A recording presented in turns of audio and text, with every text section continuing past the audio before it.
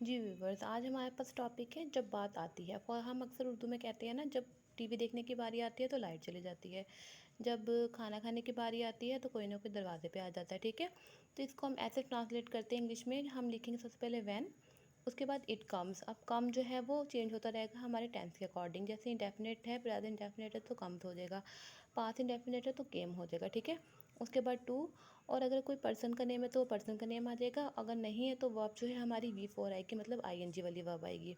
उसके बाद सेंटेंस हमारा आ जाएगा। जब पढ़ने की बारी आती है तो वो सो जाती है, ठीक है।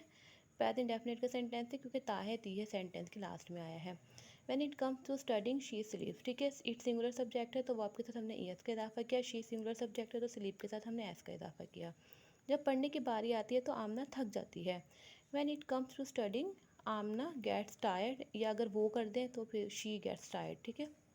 जब बाहर जाने की बारी आती है तो वो बहाने बनाता है। When it comes to going out he makes excuses. जब गरीबों की मदद की बारी आई तो वो हिचकिचाने लगा। अब ये पास्ट इंडेफिनिट का सेंटेंस है क्योंकि फ़िक्रे के लास्ट में छोटी ही आई है, बारी आई, ठीक है। छोटी ही आई है और हिचकिचाने लगा, और अलीफ आया है लगा में। छोटी ये अलीफ, बड़ी ये आए तो हमारे पास इंडेफिनिट होते हैं। When it came to helping poor he started hesitating, ठीक है। अब वी टू हम यूज़ करेंगे क्योंकि पास्ट इंडेफिनिट टेंस है तो हमने केम यूज़ किया। जब सबक सुनाने की बारी आई तो वॉशरूम चली गई। When it came to saying lesson she went to washroom, ठीक है। ये भी जो है पास्ट इंडेफिनिट टेंस है हमारा, इसलिए हमने यहाँ पे कम के बजाय केम का यूज़ किया है और गो के बजाय यहाँ पे वेंट का यूज़ किया है।